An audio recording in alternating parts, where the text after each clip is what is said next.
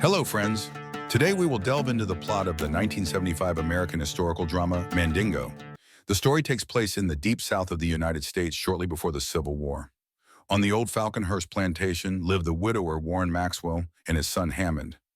One day, a slave trader visits the farm, and Warren forces all the workers to line up so he can sell those who might interest the buyer.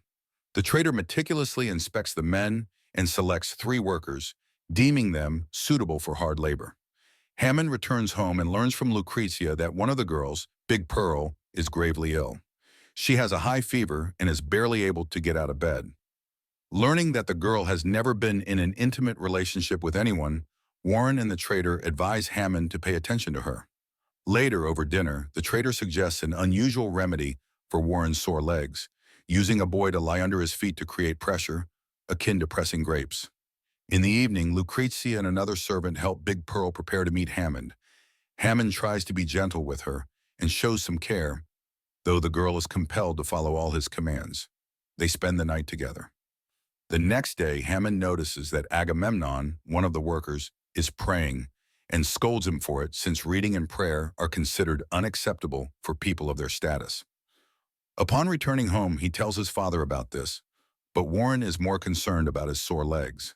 He insists on punishing Agamemnon using harsh methods to make it a public lesson. Back in his room, Hammond spends another night with Big Pearl, hoping this will help her fully recover.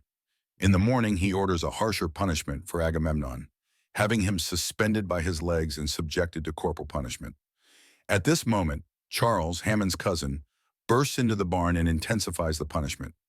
Charles has come to ask Warren for financial assistance. Warren agrees to help, but suggests discussing joint investments. Charles has a younger sister, Blanche, and Warren proposes that Hammond consider her as a potential bride. A few days later, Hammond and Charles visit Mr. Wallace to purchase a strong worker from distant Africa, believing such men possess exceptional endurance. However, Mr. Wallace informs them that the last such worker has died. On their way back, the host offers them a place to stay overnight and provides 2 girls for their company. Learning that one of the girls has never been in an intimate relationship, Charles takes her for himself. His actions shock Hammond, but Charles claims such treatment is justified. Hammond, on the other hand, shows respect to the second girl, Ellen. She notices Hammond limping, and he explains that it's due to an injury he suffered as a child. A bond forms between them. The next day, Hammond attends an auction and, competing with a wealthy lady, purchases a strong young worker from West Africa who, according to his father, will be an ideal fighter for competitions. Sometime later, Hammond meets Blanche, who wishes to escape her home and agrees to marry to leave her past behind. Their first wedding night proves difficult. Hammond realizes he is not the first man in her life and demands to know the name of the one who came before him. Blanche refuses to answer, fearing the consequences.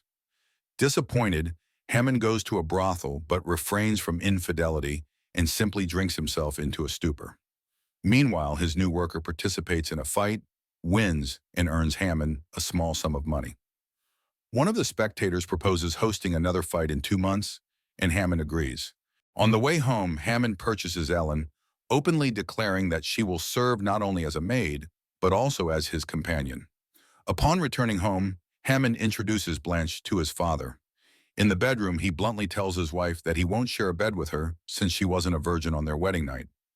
Warren decides to use Mede not just as a fighter, but also to increase the plantation's offspring, even though official records indicate that his partner is his sister. Soon, Hammond and his father begin preparing Mede for the upcoming fights. He is forced to bathe in hot salt water to toughen his skin. Meanwhile, Blanche starts abusing alcohol and increasingly quarrels with her husband.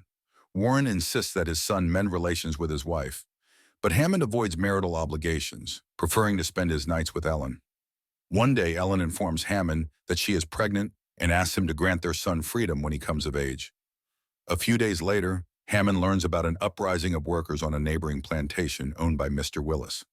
Several people were killed during the attack, and the local whites gathered to track down the fugitives. Hammond and Mede pursue one of the escapees, Cicero, but he manages to hide in the woods.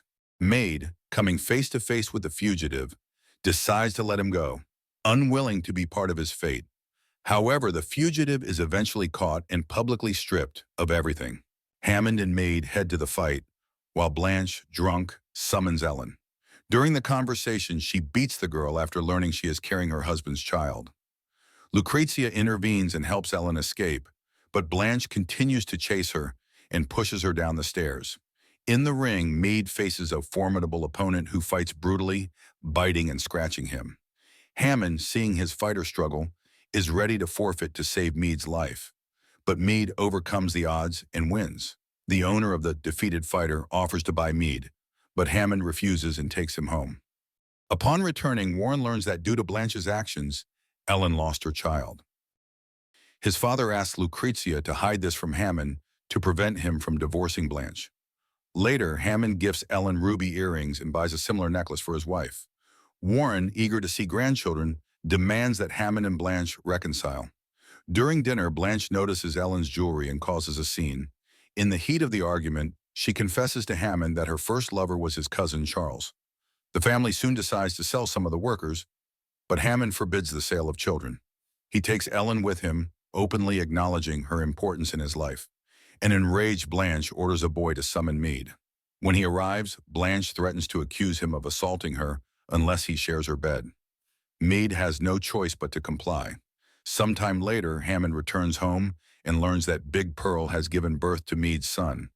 Hammond is thrilled, seeing the boy as a future fighter, and shares the news with his father.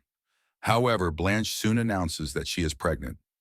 Ellen is deeply affected by this, but Hammond reassures her that his feelings haven't changed. Months pass, and Blanche gives birth to a child. The doctor discovers that the baby is a dark-skinned boy and makes the tragic decision to end the infant's life. Seeing the child, Hammond realizes it is not his son. In a rage, he asks the doctor for a vial of poison to mix into a punch. Hammond serves Blanche the drink and heads to the workers to settle things with Mede. Hammond orders Mede to step into a cauldron of boiling water, but Mede refuses. Hammond shoots him, injures him, and forces him to finish the task. At that moment, Agamemnon takes a rifle and points it at Hammond, trying to protect Mede. Warren intervenes but is killed in the process. Hammond is left alone, kneeling beside his father's body. Friends, thank you for watching the video to the end. Don't forget to subscribe to the channel.